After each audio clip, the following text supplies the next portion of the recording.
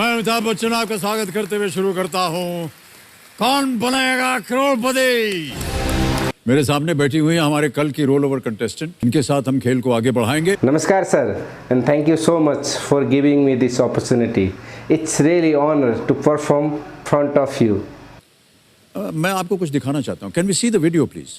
बड़े बड़े मंदिर हो या मंदिर में बैठा पुजारी या उसी मंदिर में बैठा बाहर भिखारी, बड़े बड़े हॉस्पिटल हो या उसी हॉस्पिटल में डॉक्टर या उसी हॉस्पिटल में बिकने वाली दवाई, बड़ी बड़ी गाड़ियां हो, ट्रक हो, कार हो, मोटरसाइकिल हो या उसी गाड़ियों में डलने वाला तेल, गैस का सिलेंडर हो या उसी गैस में भरा जाने वाला गैस या उसी को सप्लाई करने वाला पाइप या उसी में जलाने वाला चूल्हा या उसी में जलने वाले बर्तन या उसी से पका हुआ खाना खाने वाला थाल, छोटी से छोटी चीजें, हमारे तन पे कपड़े हो या पैरों पे चप्पल, बाल काटने वाला नाई हो या जूते सिलाने वाला मोची या चना चटपटे बेचने वाला कोई भैया हो या कबाड़ा उठाने वाला कोई बिहारी, अगर हर नेपाली दिन में कम से कम 500 रुपये तो इंडियन या इंडियन प्रोडक्ट पे खर्च करता ही करता है, कमाओ अगेन, महीने में नहीं, हफ्ते में नहीं, हर रोज प्रत्येक नेपाली 500 रुपये सिर्फ इंडियन प्रोडक्ट पे खर्च करता है मिनिमम।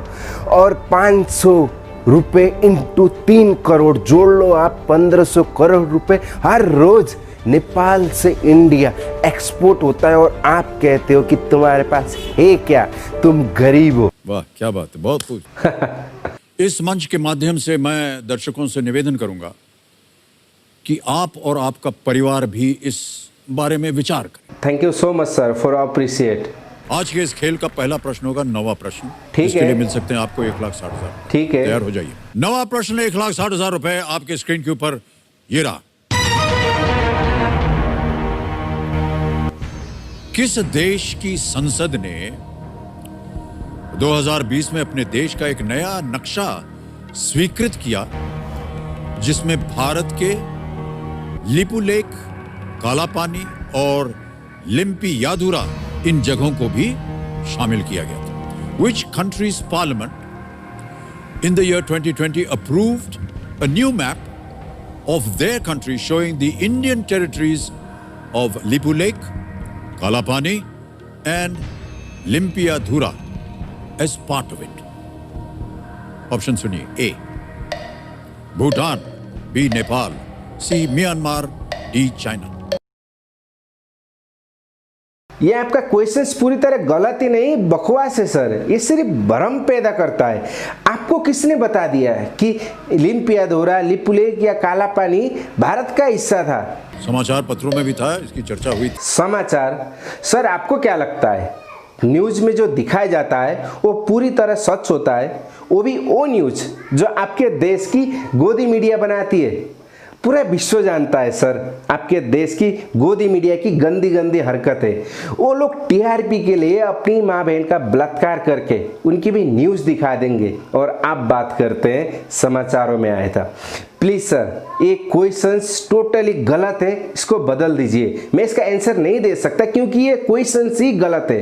तो इस प्रश्न को हम बदल देंगे, लेकिन जाने से पहले हमें अपने दर्शकों को और सबको बताना पड़ेगा जो भी कि इस प्रश्न का सही उत्तर क्या होना चाहिए। जब क्वेश्चंस ही गलत है तो आप क्या इसका उत्तर बताएंगे जनता को? ये सिर्फ भ्रम पैदा करेंगे।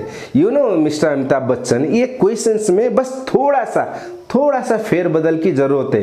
If you don't mind let me correct. Actually सवाल ये होना चाहिए था कि किस देश की संसद ने सन 2019 में एक नया नक्शा जारी किया था जिसमें नेपाल की कुछ जगह लिम्पियाधुरा, काला पानी और लिपुलेख को शामिल किया था। Which country government in 2019 represent a new map of their country showing the Nepal territories of Lipulekh, Kalapani and Limpiyadhura as a part of it? और उनके ऑप्शन होना चाहिए भारत, इंडिया, हिंदुस्तान और दुनिया का सबसे बड़ा गुलाम देश। एक्चुअली सवाल और भी है।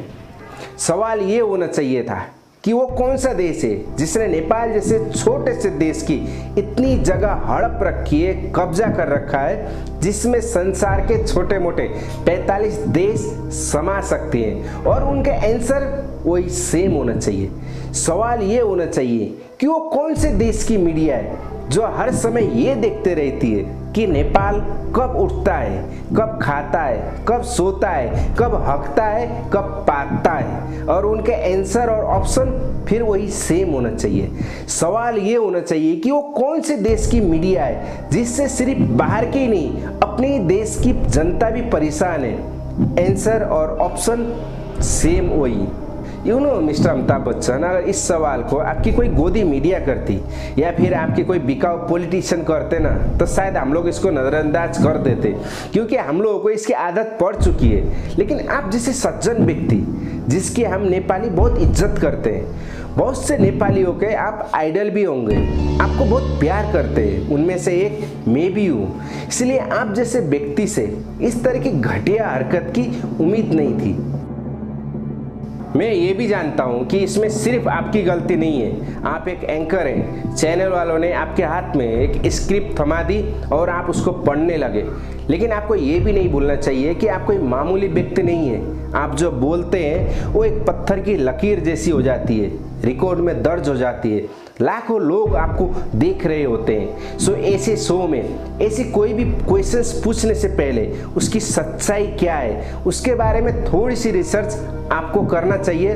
और ये आपकी जिम्मेवारी भी है कि लोगों तक गलत मैसेज ना जाए। So I am sorry mister Amitabh Bachchan, आपका एक क्वेश्चन गलत है, सो मैं इस शो में भाग नहीं ले सकता। शायद एक बार फिर से मुझ पर भारतीय विरोधी होने का टैग लग जाएगा, लेकिन अपने देश अपनी जन्मभूमि से प्यार करने का मतलब भारतीय विरोधी होना है तो हूँ मैं भारतीय विरोधी हूँ। अगर अपने देश का समर्थन करने से जहाँ पे वो सही है मैं भारतीय विरोधी बन जाता हूँ तो हूँ मैं 100 बार भारतीय विरोधी बनना पसंद करूँगा।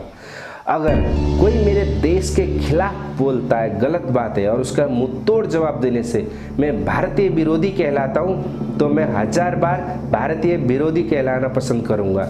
और जब भी कोई मेरे देश के खिलाफ बोलेगा, गलत बातें बोलेगा, भ्रम पैदा करेगा, मैं हर बार उसका विरोध करूँगा और मैं हर बार उसका विरोधी कहलाऊँगा, क्योंकि मेरा देश मेरा स्वाभिमान है। जय नेपाल।